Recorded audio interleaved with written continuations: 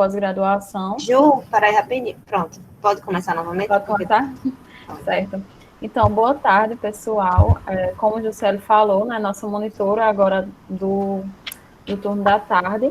Meu nome é Juliane Dantas e sou monitora não, sou doutoranda, desculpe, do programa de pós-graduação em enfermagem e vou estar com vocês agora à tarde nessa avaliação dos trabalhos e também para que a gente possa organizar essa apresentação e compartilhar um pouco do conhecimento em enfermagem, conhecimento científico, que a gente vai discutir um pouco na tarde de hoje. Então, boas-vindas a todos. E vamos iniciar com o primeiro trabalho, né? Com Natália. E é isso. Qualquer dúvida vocês podem perguntar também. Os questionamentos eu queria combinar com vocês se poderia ser após cada apresentação Gisele. ou se poderia ser ao final. Oi, Rayonara. Porque eu acho que Natália enviou errado. Quem vai apresentar sou eu, no lugar dela. Sou coautora. Sim, entendi. Então, peraí. Temos duas Natálias. Ah, tá, desculpa. Ah, tá, ok. É Natália da Silva, certo. Como é teu nome completo? Rayonara Medeiros de Azevedo. Medeiros de quê? De Azevedo. De Azevedo. Então, Natália Viegas, que também está presente, a gente vai iniciar por Rayonara Medeiros, já que o trabalho dela é o primeiro aqui na nossa lista. Eu peço aos demais que desliguem o microfone e as câmeras. As câmeras ficam ligadas e o microfone é apenas do apresentador, certo? Muitíssimo obrigada, Natália. A partir do compartilhamento de tela, você terá... Natália não, desculpa, Rayonara. A partir do compartilhamento de tela, você terá 8 minutos.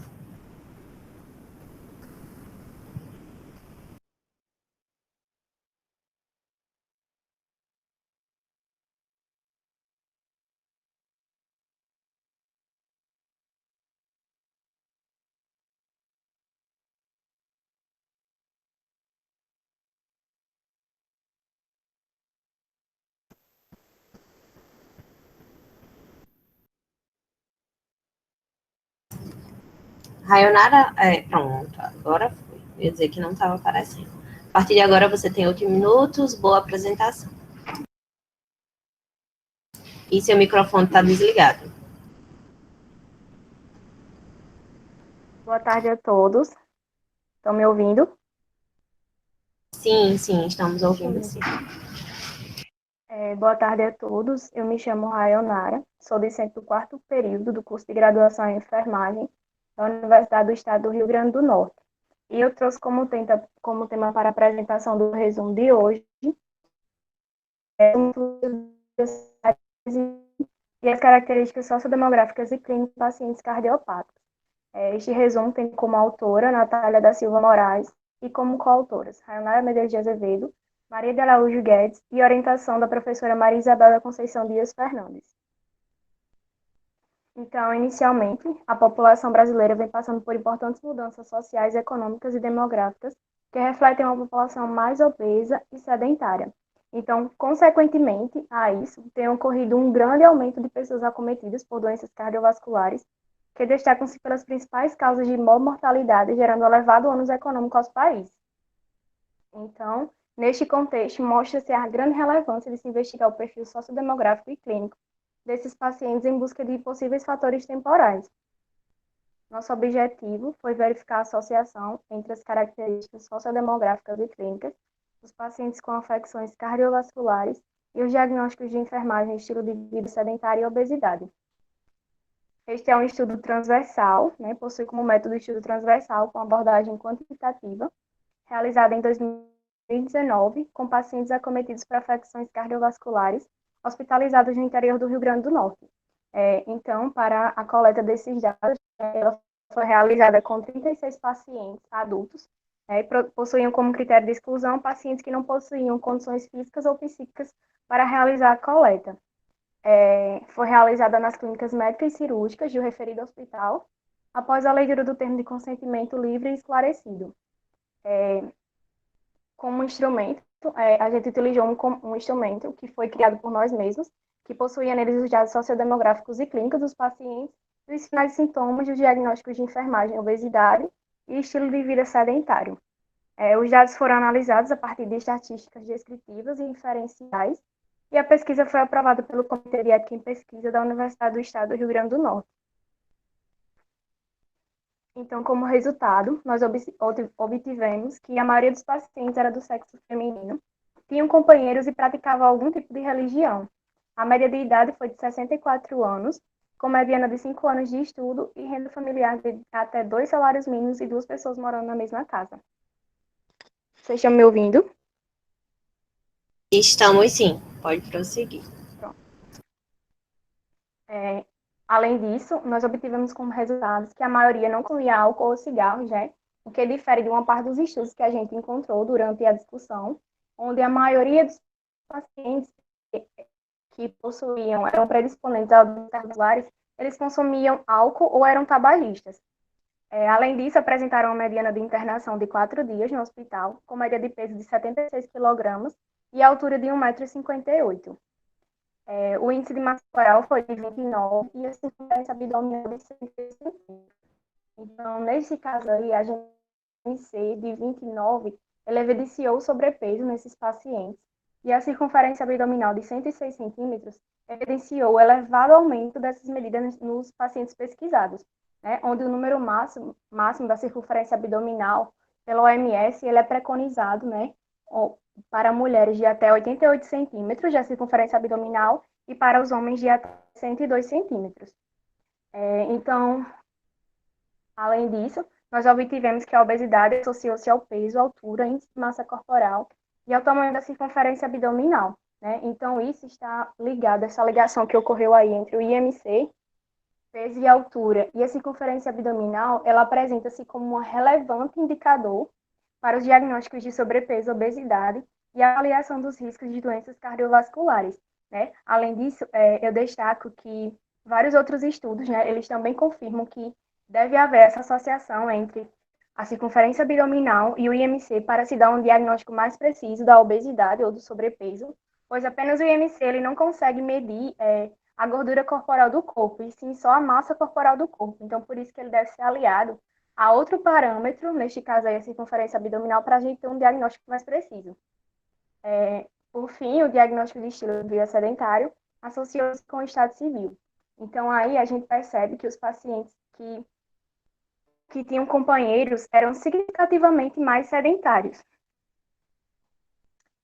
Por fim, diante dos resultados, verifica-se que os indivíduos com afecções cardiovasculares possuem uma tendência para apresentar obesidade, comprovado pelo índice de massa corporal e pelo aumento das medidas abdominais. Além disso, o estado civil pode influenciar no sedentarismo, né? E, por fim, eu trago como limitações do nosso estudo que o número reduzido dos participantes, que foram 36 participantes na nossa coleta, foi devido ao contexto da pandemia do Covid-19, que impossibilitou a coleta dos pacientes, que, no caso, a coleta final seria um total de 138 pacientes, só que a gente só conseguiu coletar até 36 pacientes. Eu gostaria de agradecer aqui a atenção de todos e desejar uma boa tarde. Muito obrigada, Rayonara, pela sua apresentação. Agora eu vou abrir o espaço para a nossa avaliadora. Após isso, eu abro espaço para as perguntas. Conseguem me ouvir, pessoal? Boa tarde. Sim, Juliana, a gente consegue lhe ouvir e te ver. Certo, então, gostaria de parabenizar, né, Rayonara, pelo trabalho e também todos os autores. Realmente foi um tema, um trabalho muito bem construído e trabalhado. A apresentação também, por mais que seja breve, né, que é como o momento pede, mas foi bem pontual, bem objetiva. Acredito que ficou bem claro, né, todas as etapas do trabalho. Então, novamente, eu gostaria de parabenizar, né, a apresentação e dizer que realmente é um tema muito importante para a gente trabalhar. E eu gostaria só de, se possível, você pudesse me responder uma pergunta, Rayonara, mas é bem breve mesmo. Eu queria que você trouxesse só, a partir desses resultados que você apresentou muito bem assim no seu trabalho, eu gostaria que você falasse um pouco mais sobre como esses resultados, apesar de você estar no quarto período, como você falou, mas como esses resultados eles podem impactar na assistência de enfermagem. Como é que você acredita que ter esse conhecimento, ter o conhecimento desses dados pode ajudar no enfermeiro na prática? Então, se você pudesse falar um pouquinho sobre como você acredita que pode contribuir, eu gostaria que você esclarecesse um pouco mais. No mais, parabéns, foi ótimo. Pronto. Eu acredito que, assim, no decorrer da pesquisa mesmo, a partir das coletas, a gente percebeu que, assim, é um número muito elevado que tem no hospital. Infelizmente, a gente não teve tempo para fazer toda a coleta com os pacientes, mas, assim, na nossa região, no interior aqui do Rio Grande do Norte, é um número muito elevado de pacientes que possuem doenças cardiovasculares, e a gente percebeu que esses fatores de obesidade, sobrepeso, e estilo de vida sedentário estão diretamente influenciados nessas doenças cardiovasculares, e a partir de então a gente tende vamos criar possíveis orientações, a gente vai apresentar também no hospital esses resultados para tentar conscientizar a população quanto a esses fatores, para tentar ver a possibilidade de influenciar elas a começarem a praticar mais atividades físicas, a tentarem reduzir mais esse consumo de alimentos ultraprocessados e, assim, de fato mesmo conscientizar essa população, porque esses resultados eles foram, assim, muito consideráveis. Além disso, a gente tem outra pesquisa que também vai ser apresentada por outras meninas, que é da mesma coleta de dados, que, assim, o fator que mais pesou para esses pacientes foi o estilo de vida sedentário. Então, 80% desses pacientes, eles apresentaram um estilo de vida sedentário. Então, o estilo de vida sedentário e a obesidade, de fato, eles são fatores muito predisponentes para os pacientes apresentarem afecções cardiovasculares. Certo. Muito obrigada, né, Ranara, pela sua resposta. Eu acredito que contemplou realmente a pergunta, né, o que eu gostaria de ouvir. E eu queria ouvir agora só os demais participantes, se eles gostariam de fazer algum comentário, ou se ficou claro para todo mundo a temática, se gostariam de saber mais alguma informação. E aí eu deixo aberto aqui para vocês. Mas, no mais, parabéns, Ranara, novamente. Foi excelente o seu trabalho. Alguém gostaria de ter alguma dúvida ou quer fazer algum comentário? Ou a gente pode passar para o próximo? Eu acredito que podemos passar. Vamos para o próximo trabalho, o trabalho de código 151, o título Aplicação do processo e enfermagem a um paciente crítico com múltiplas comorbidades cardiológicas, relato de experiência. Tem por apresentadora Natália de Oliveira Viega. Boa tarde, Natália. Eu peço que você ligue sua câmera e o seu microfone e peço a Juliana que mute o seu microfone e a sua câmera. Obrigada. Natália, você vai conseguir compartilhar a tela? Eu acredito que sim, só um minuto. Certo, tranquilo.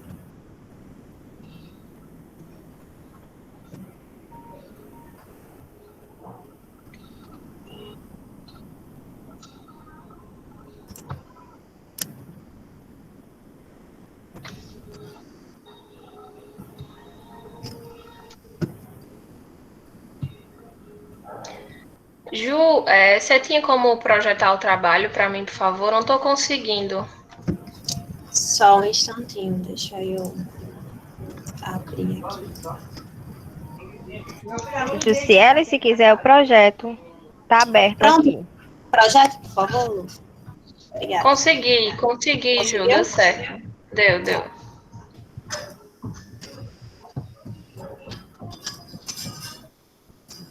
Pronto, deu certo mesmo.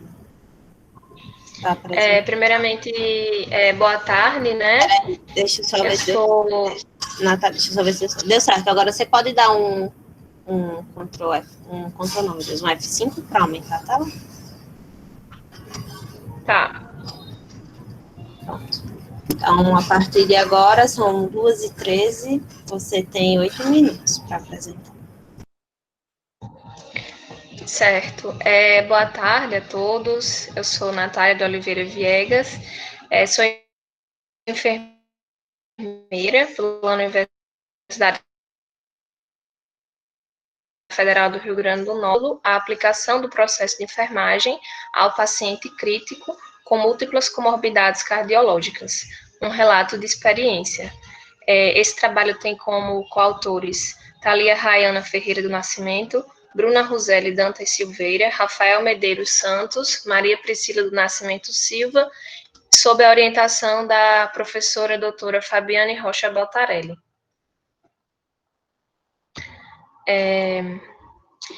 Em relação a essa questão da internação na unidade de terapia intensiva, nós vivemos uma realidade que grande parte dos motivos que levam o paciente a se internar numa unidade.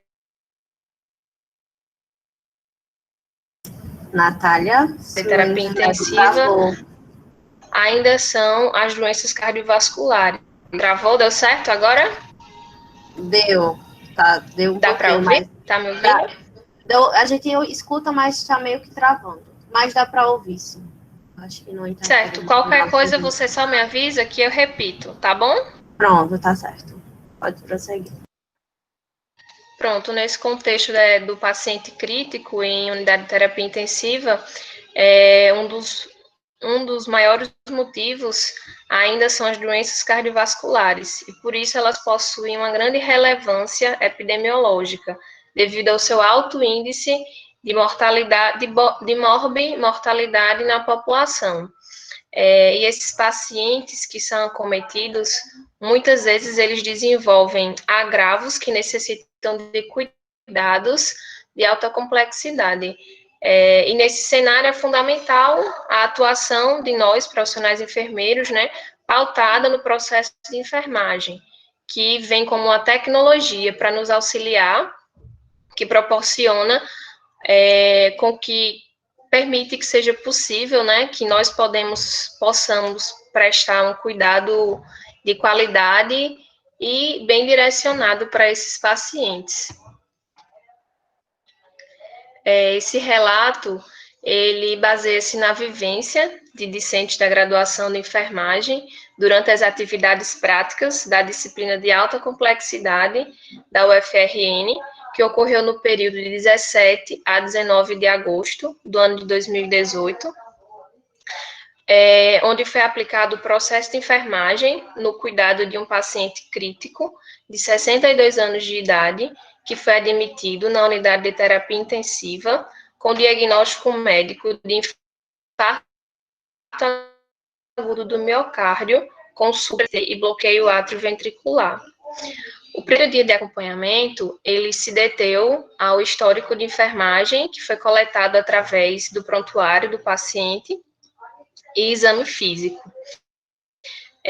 No dia seguinte, utilizando a taxonomia NANDA 1, foram elencados os diagnósticos de enfermagem, onde, dentre eles, foram escolhidos os diagnósticos principais e também com auxílio da NIC e do NOC, Classificação de Intervenções de Enfermagem e dos Resultados.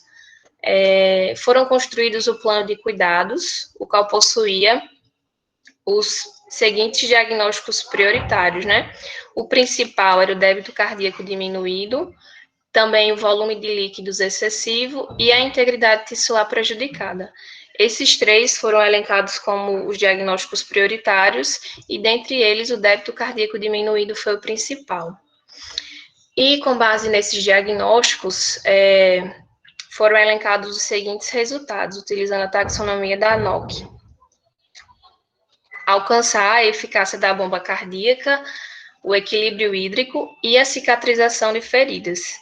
E para atingir esses resultados, consequentemente, nós selecionamos algumas intervenções de enfermagem voltadas para cuidados cardíacos, controle hidroeletrolítico, da pressão arterial e também cuidados com úlcera por pressão.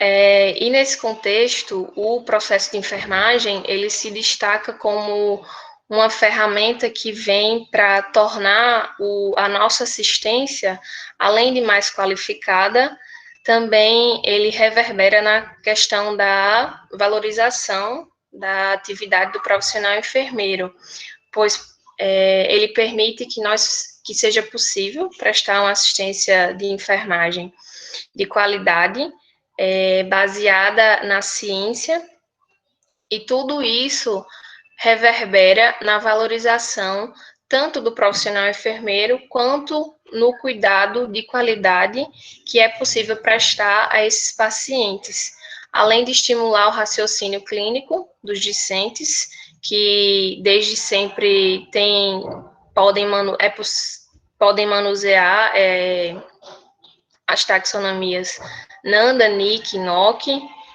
e viabilizando uma assistência segura e qualificada para o paciente.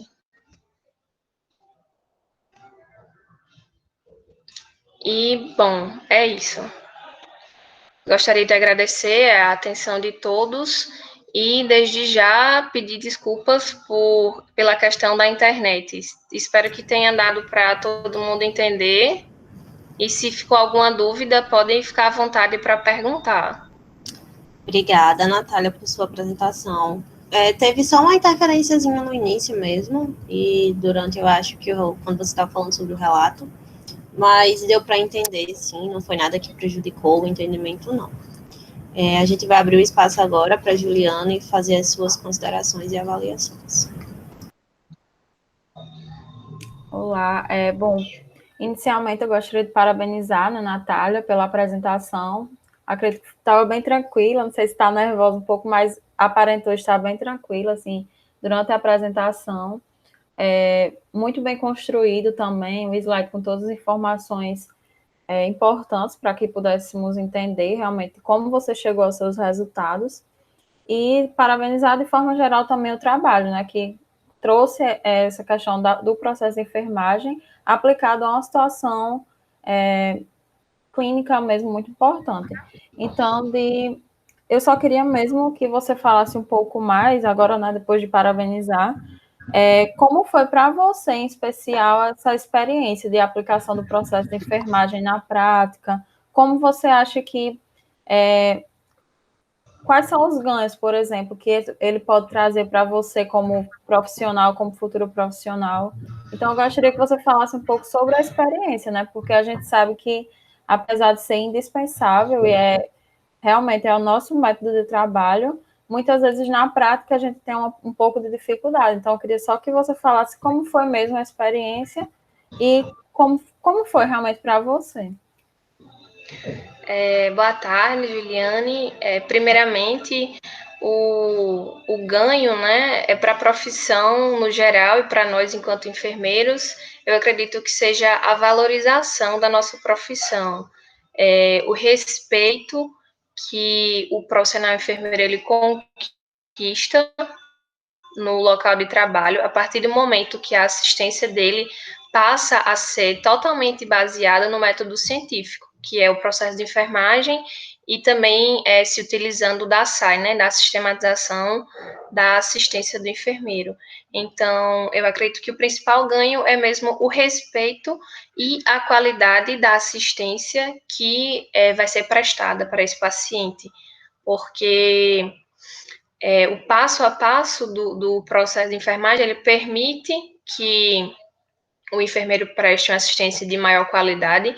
Então, tanto o enfermeiro e a profissão no todo saem ganhando, como também o paciente, porque ele vai receber uma assistência de qualidade que vai, consequentemente, vai influenciar no tempo de recuperação, de internação, por exemplo, porque ele recebendo uma assistência segura, qualificada, então tudo isso vai influenciar no tempo de recuperação desse paciente, também pode influenciar no tempo de internação que ele vai passar no hospital, como, por exemplo, o cuidado tissular, né? Pegando um dos diagnósticos prioritários, que foi o cuidado com lesão por pressão. Então, esse diagnóstico, ele é importantíssimo, porque, principalmente nos pacientes de terapia intensiva, muitas vezes, eles passam muito tempo em um único decúbito. Nós sabemos que existem os protocolos e tudo mais, mas, às vezes, até por limitações do próprio número de profissionais da equipe, às vezes não é possível. E uma lesão por pressão, por exemplo, né, ela pode aumentar e muito o tempo de internação do paciente, além de abrir possibilidades para outros diagnósticos, como, por exemplo, o risco de infecção, a exposição que esse paciente vai ter com a pele lesionada. Então, todo esse trabalho do enfermeiro pautado no processo de enfermagem, eu acredito que vai reverberar nessa questão da qualidade de assistência para o paciente, como também no tempo de internação dele na unidade de terapia intensiva. Certo, Natália. Então, excelente sua resposta. Acredito que foi contemplado, né, a resposta esperada da pergunta. E gostaria novamente de parabenizar. Realmente foi um trabalho muito bem feito, muito bem, conseguiu bastante explanar, né, e agora justificar ainda mais, né, a importância do processo de enfermagem para a nossa profissão. E é isso, no mais, gostaria de parabenizar. Realmente foi ótimo. Obrigada. Podemos passar? Alguém gostaria de complementar ou tirar mais alguma dúvida? Se não, podemos passar para a Juraci. Eu acredito que podemos passar. Então, vamos para a nossa última apresentação, o Código de Trabalho 19, por título Atenção Domiciliar na Pandemia da Covid-19, Relato de Experiência. Boa tarde, Juraci. Eu peço só que você ligue sua câmera. Já está ligada. E você vai precisar que a gente compartilhe sua tela? Deixa eu ver se eu consigo, certo? Certo. Deixa aí.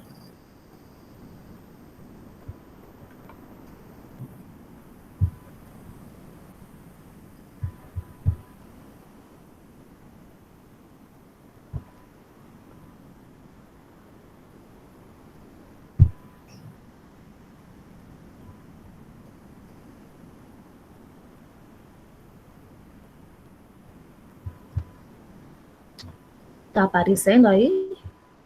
Ainda não. Mas é porque tem um delay, às vezes. Mas se você quiser, a gente pode apresentar. Pode ser. Então, por Não, favor. não. Deu certo? Tá aparecendo? Tá aparecendo. Deu certo, sim. Não.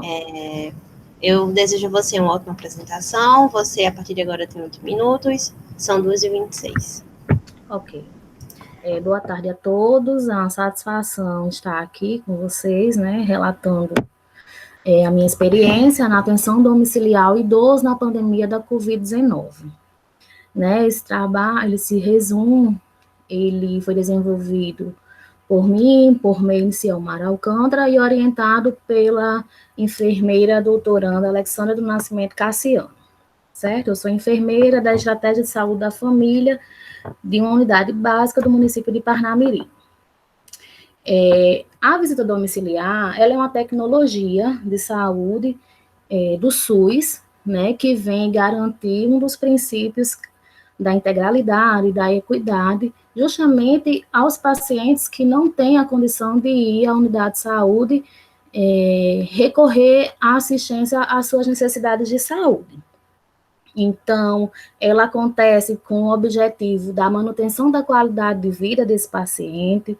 Esse paciente, para evitar que ele não chegue no hospital, ou que ele que está no hospital, ele tenha a continuidade da sua assistência no âmbito hospitalar, para transversalizar a humanização, e também para que a gente aplique as medidas e oriente, seja mais um modo de transmitir as medidas de prevenção para a Covid-19 no âmbito domiciliar, né? Para que a gente também perceba se as medidas estão acontecendo e que a gente possa ali organizar no contexto familiar o que pode ser feito na medida do possível para que esse idoso ele não venha a ser contaminado com as questões da Covid-19. Né? Também porque o idoso ele é grupo de risco, então, para que as visitas aconteçam, o cuidado ele precisa não deixar de acontecer, mas aí, por ele ser grupo de risco, algumas cautelas, elas precisam ser investidas também nessa visita domiciliar, e a visita também é tida como instrumento de vigilância e promoção da saúde a essa população. E a motivação desse estudo é descrever como isso acontece, né, como essa experiência da visita domiciliar acontece durante essa pandemia da Covid-19. O nosso local de estudo, ele se dá dentro do domicílio dos pacientes, né, que precisam dessa modalidade de assistência, e para que essa assistência no domicílio aconteça, é feito um planejamento, né, a gente se pergunta, toda a equipe, ela se pergunta, esse paciente, ele precisa mesmo, nesse momento que a gente vai fazer a visita, ele precisa de que tipo de assistência? Qual o tipo de assistência que ele precisa? Ele precisa da assistência da enfermeira, do médico, do dentista? É só uma visita por um agente de saúde e ele vai conseguir resolver o que ele está precisando naquele momento? Então, a gente vê a real necessidade dessa visita acontecer, e aí, após isso, a gente se pergunta, nós temos o EPI para fazer essa assistência com segurança no domicílio desse paciente? Porque se a gente não tiver, infelizmente, a visita ela não vai poder acontecer, porque vai ser risco tanto para a equipe, como para o paciente e as pessoas que moram com ele, né? Então, aí a gente tentou de outras maneiras, como a chamada de vídeo, para ver se dava certo, mas, graças a Deus, mesmo diante, né, que todo mundo vivenciou esse déficit de equipamentos de proteção individual, mas as visitas, elas aconteceram sempre com segurança, né, na medida que a gente analisou que seria possível acontecer, né. Então, quem vai prestar esse cuidado? Qual o profissional que vai? Antes disso, a gente também orientava o nosso agente de saúde para que ele organizasse, né, lá junto com a família, como que eles vão nos receber. A gente orientava que eles estivessem sempre de máscara, se possível, porque tem os pacientes acamados que eles ficam realmente restritos à cama dele, ao leito deles, e aí, mas se possível, colocar num ambiente ventilado, para que pudesse nos receber, né, todos de máscara. E aí, quando um paciente, ele precisava dos cuidados de toda a equipe, né, então a gente combinamos de entrar sempre um conforme a necessidade, que às vezes ficava muito a desejar, porque ali o paciente ele precisava, naquele momento, para não estar tornando o relato dele, das necessidades dele, repetitivo, né, mas aí entrava um, e aí conversava, depois, quando o outro profissional saía, né, de dentro da casa, falava, né, resumidamente, o que é que tinha observado, o que é que sugeria, e aí, de repente, entrava o médico, depois o dentista, depois eu entrava, né, na condição de enfermeira, e assim a gente acabava prestando uma assistência multidisciplinar. Tudo isso em decorrência da pandemia, a fim de não transmitir, né, não colocar o paciente, o idoso, no caso, em risco, né, para a Covid-19. E os cuidados, eles aconteciam voltado para situações clínicas do paciente que precisavam de continuidade, né, que eram imprescindíveis, como curativos em lesão por pressão, a troca de sonda vesical e demora, que acontece de 15 em 15 dias, não tem como deixar de fazer isso.